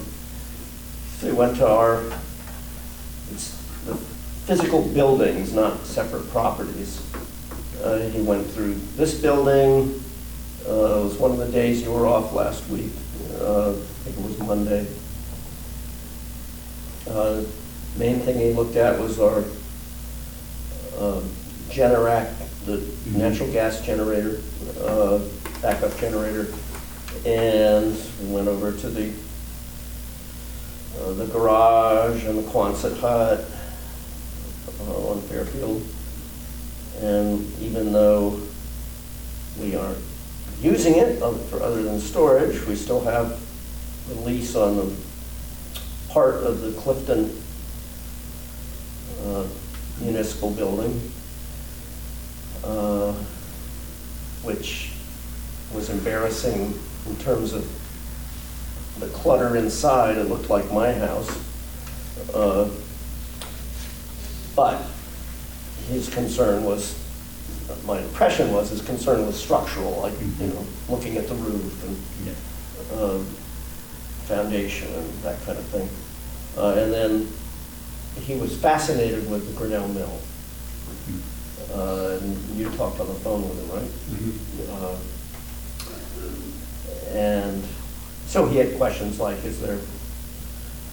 are there sprinklers, fire alarms, that sort of thing. But it gave me a slightly different perspective on the buildings that I've already become familiar with. And as I say, it was kind of fun. And he was impressed with Bryant Park Road, which he was not evaluating. I am not aware of outstanding old business. We do have the bill from the folks who we were doing organizational, or were supposed to be doing organizational assessment of us, and that's been terminated. And we've gotten a bill for it, but I think we should hold that till 2 weeks from now. There's no hurry. To decide whether, I don't have a copy of it in front of me, so okay. it arrived in. And I think, as we discussed, I think it's probably best to do it executive session. Yeah, okay. I have no old business, Mr. Chairman. Or do I? Township zoning commission meeting tomorrow, just for anybody who cares. Here, Here at 7, at 7. and I would entertain a motion to adjourn. Adjourned. 7 o'clock. We're adjourned.